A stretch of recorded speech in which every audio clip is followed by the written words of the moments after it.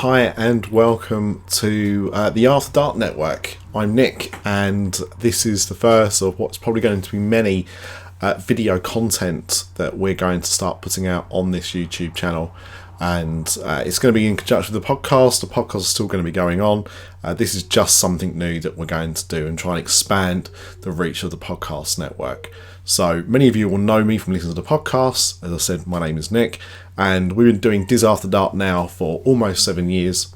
And the After Dark network has expanded, and we have Universal After Dark, Discover DLP, which is purposely for talking about Disneyland Paris content, and many other shows that are kind of outside of the theme park world. But this video today, I wanted to talk about my recent trip to Disneyland Paris.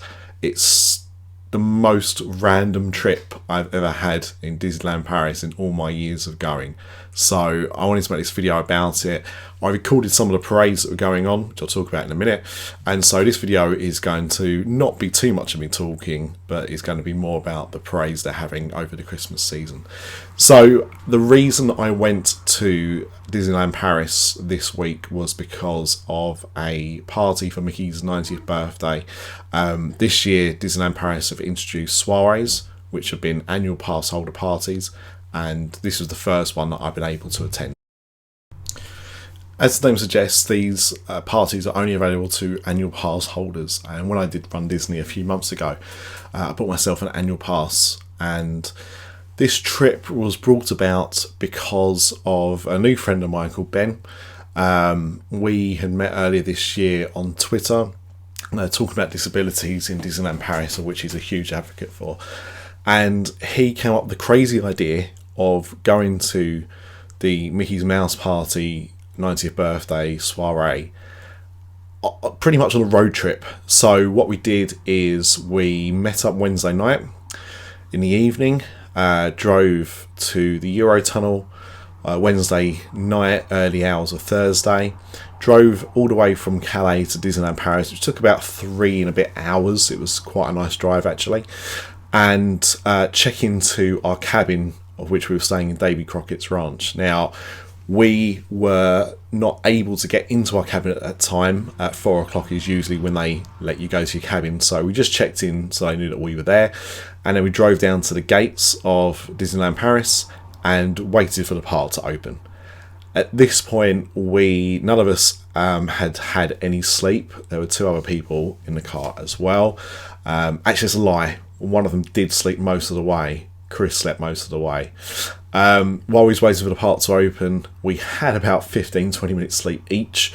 And then as soon as we could get into the park at extra magic hours, we did. So our day starts about 8:30 in the parks.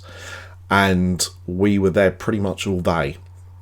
And we got an awful lot done.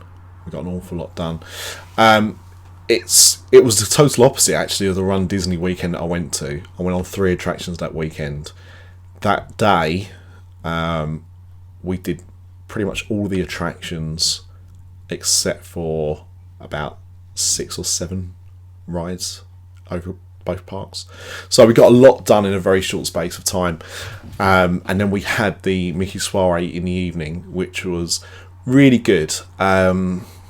You'll see people that had a great time. You'll see people that didn't enjoy it. It is what you kind of make of it. I was disappointed that the meet and greets they had scheduled for the evening were very hard to see, because what they do is they put shows on. And this time they did it. It was the first time they did it in Disneyland Park. They normally do it in the studios, and they had shows going on in the Central Plaza. They built a massive stage for the occasion to put these shows on, and most of them involved projection onto the castle as well, which was excellent. But you kind of had to pick and choose what you wanted to do. You could see the shows, which you'd never be able to see again, or you could go and meet some rare characters, and it was quite.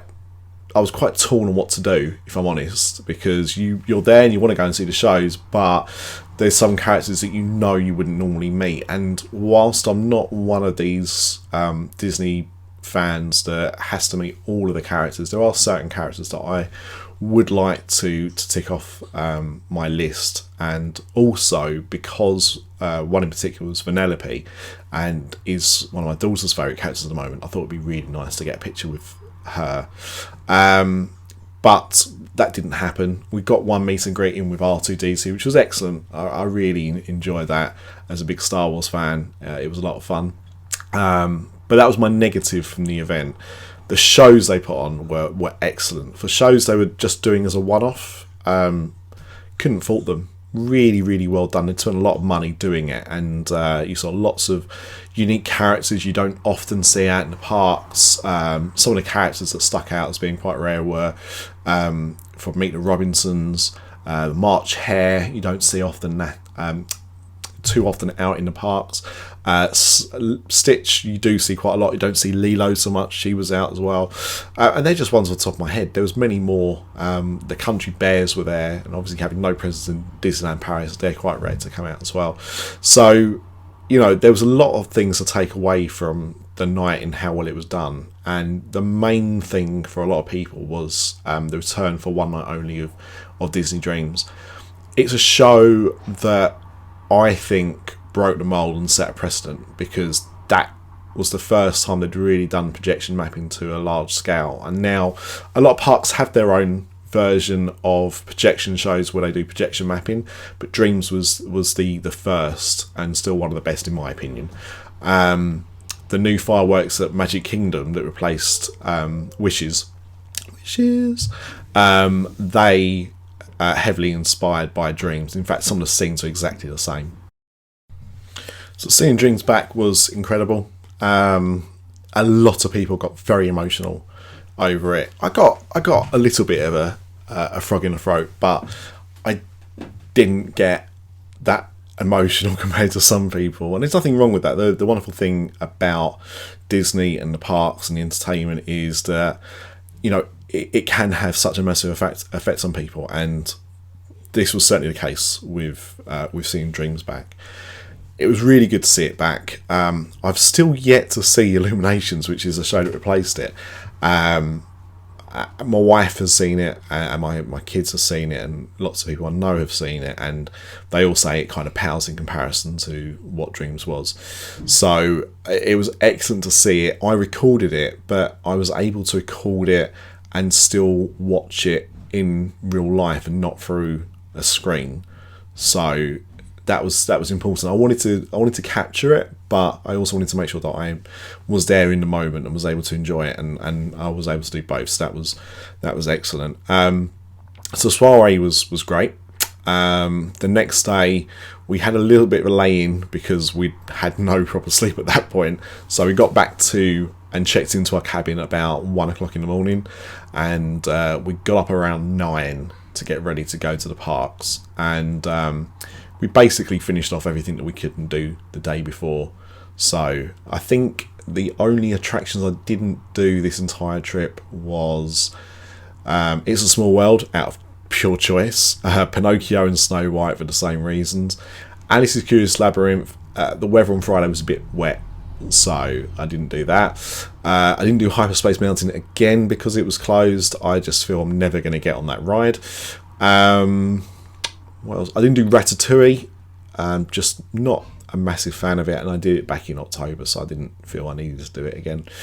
I think that was pretty much it. I didn't see of the two shows in the studios, and the reason for that was shows are things that I like to do with my family, and because I wasn't there with my family, they would not have minded me going at all. But that was the bit when I thought, no, I'd want to enjoy that with them, and because I couldn't, I just didn't really want to do it, so I didn't do those.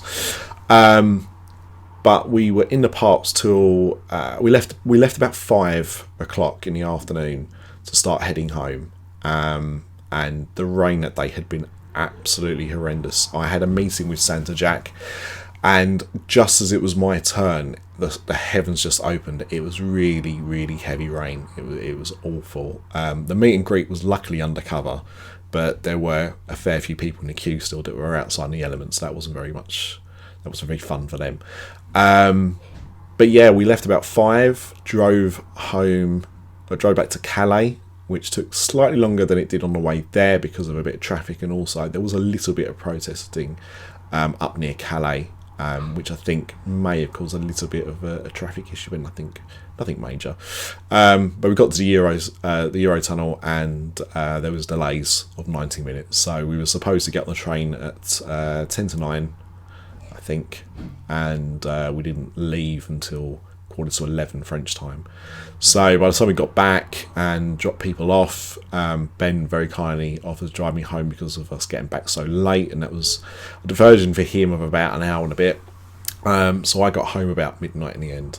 So we'd done all of that between Wednesday evening and Friday evening. It was ridiculous, but it was a lot of fun. We had a lot of laughs. I didn't know any of the people that I was going with. I'd spoken to them a little bit before we went in chats and stuff like that, but I didn't know anyone. They didn't know me, and we had a good time. We would like to do it again. They will definitely be doing it again. They're already talking about their future plans. For me, I want to do it, but I'm very conscious that I've got a young family, and it's good to do the parks with friends, but in some ways it's also better to do it with family. So I don't know if I'm going to do another one of these before we get to go back as a family. We are planning to go back early next year as a family, so we'll see. But it's definitely something I would recommend. It's as long as you can tolerate a bit of a lack of sleep. Which sounds horrible, but you just energise for it because you want to just get stuff. You'll just do it. I recommend it, and I want to thank Ben and Chris and Casey for being excellent company. I think at times we were all kind of feeling it a bit, just everything happening so quickly. I like to think we helped each other through on that, so it was really good. Highly recommend it. I'm now going to put in the parade videos, so I'm going to stop talking, and you'll be able to see Stars on Parade, which is their afternoon show, and also you're going to see the Disney Dreams that I talked about as well. So I'll have both of those in. The only other thing I want to add to this video is that, as I said at the beginning, we're talking about doing more content, more video, as part of the Afterlight Network, and I will be, at some point in the new year, it will depend on when I get my setup ready, but I will be launching on this channel a weekly Disneyland Paris news show. So it'll be very short.